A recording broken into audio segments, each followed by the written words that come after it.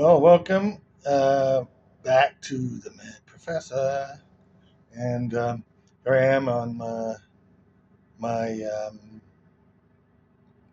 balcony in my luxurious penthouse here in Iraq, which is where I happen to be right now. And I just got to say, I know I've been offline a long time. I've just been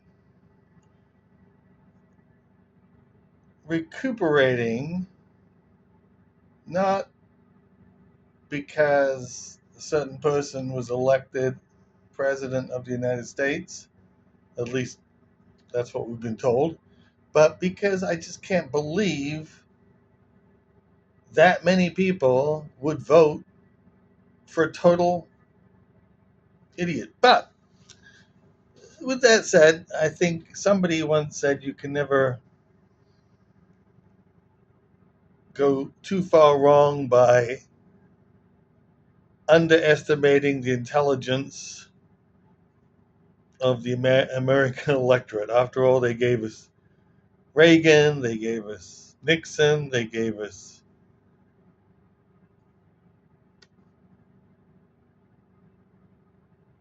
that guy who started all the wars in Afghanistan, Bush. Now they've given us Trump.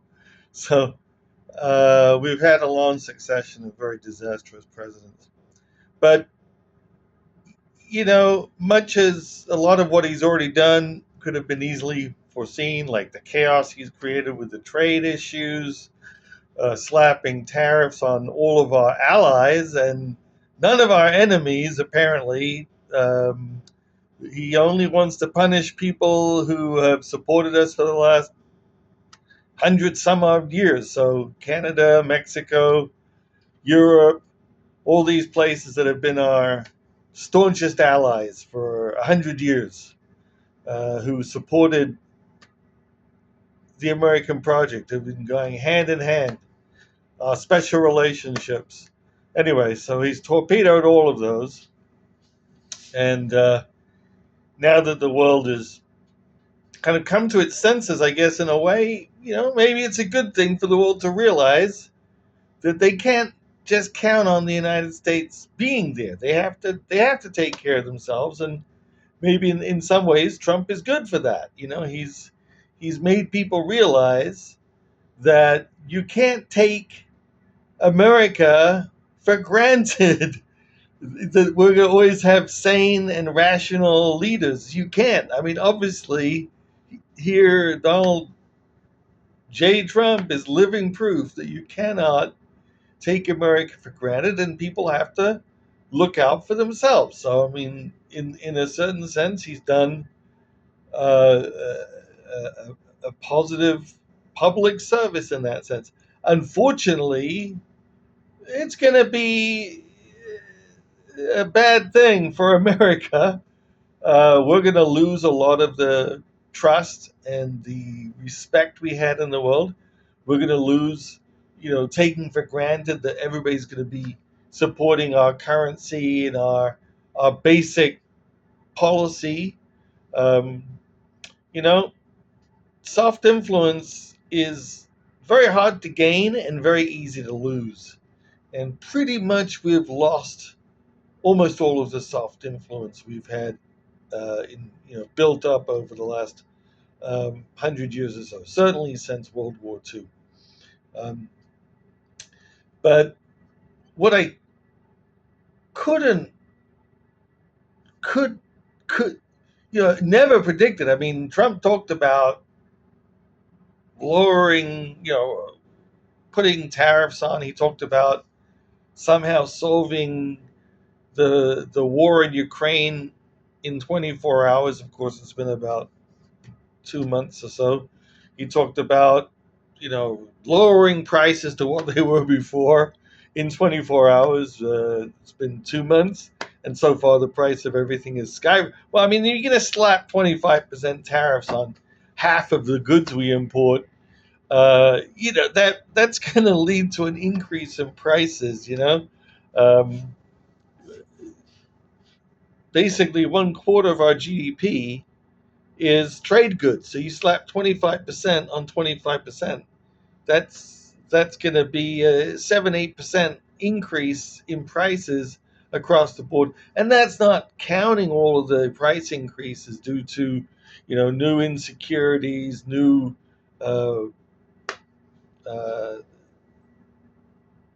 inefficiencies in trade. Now we have to start buying stuff from further away. Are we going to have to start investing trillions of dollars in new factories? Of course, nobody's going to do that, because who's going to invest in anything when you got this crazy guy who keeps changing his mind every 5 minutes? Businessmen are not, business people are not going to invest in an unstable environment. They're going to go to someplace stable, like China. China's stable. Europe is relatively stable. At least they don't change their policies every 5 seconds. Africa is stable compared to Donald Trump. So we're going to lose a lot of inefficiencies because of that. But what I never predicted, Trump never talked about. I mean, he talked about all kinds of stuff he would do, most of them batshit crazy, but he never once did he ever say he was going to invade Canada. Maybe I missed a day, but was there a day or a moment during the campaign that he said he was going to invade Canada? And this is, he's like, oh, boundaries are artificial. It's like, yeah, borders are artificial. They're lines on a map, right? They exist because nations create them, and then other nations respect them. If they don't, they go to war. You don't respect somebody else's boundary, then you're at war. And keep in mind, folks, Donald Trump, as commander in chief, can send his troops anywhere. And he has a month or 2 months to make up a justification to Congress for it. Right? You guys, you gave him this power. He could be invading Canada tomorrow. And where was that? When did that ever come up? At what debate was it mentioned? At what of those crazy circus rallies that Trump had, 500 rallies? When did he ever say he was going to invade Canada? That Canada was our most demonic enemy or something. So, folks, I don't get it. You got it because you're in the United States. You enjoy your life because you've got a guy in charge who is literally batshit crazy, and you gotta, and then you have Congress in the Supreme Court. He's already got 3 of his own appointed members on the Supreme Court, plus 2 already there batshit crazy Supreme Court members. Right? I mean, that's 5 out of 9. He's got a majority on the Supreme Court. He's got a majority in the House. He's got a majority in the Senate. Right? And these people are all afraid to say boo. They're afraid.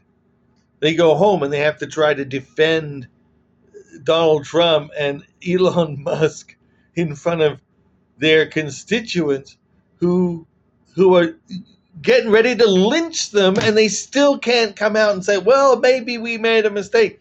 All Congress has to do is to say, look, you know what, Donald Trump, you cannot put a tariff, because a tariff is a tax, and only Congress has the power to make taxes. The president has only been given this power in an emergency situation. Like when somebody attacks us, we have to put a tariff on them. Right? It's an emergency. It has to be justified. And what are they doing? They've said, well, you know what? He's got a month. But you know what? Suddenly that month becomes a year. They're afraid to say no to this guy. They prefer to allow him to destroy our economy. And you think who has the power to declare war? Not the president. Congress. But because, historically, the president has to be able to respond to emergencies, so they give him an emergency power. So for 1 month, he could be driving tanks and flying F-35s into Canada for a month. And what is Congress going to do then? They're going to say, well, that was a big mistake. Sorry, Canada, we didn't mean to do that. They have to revoke his emergency ability now to say that, no, you cannot. He's the commander in chief, but he does not have the ability to declare war or make an act of war. So anyway, you guys got to handle this because I'm in Iraq. I'm on vacation for the next 15 years of my life. I hope you all the best. When those nuclear bombs start flapping around, you know, good luck. Good luck, America.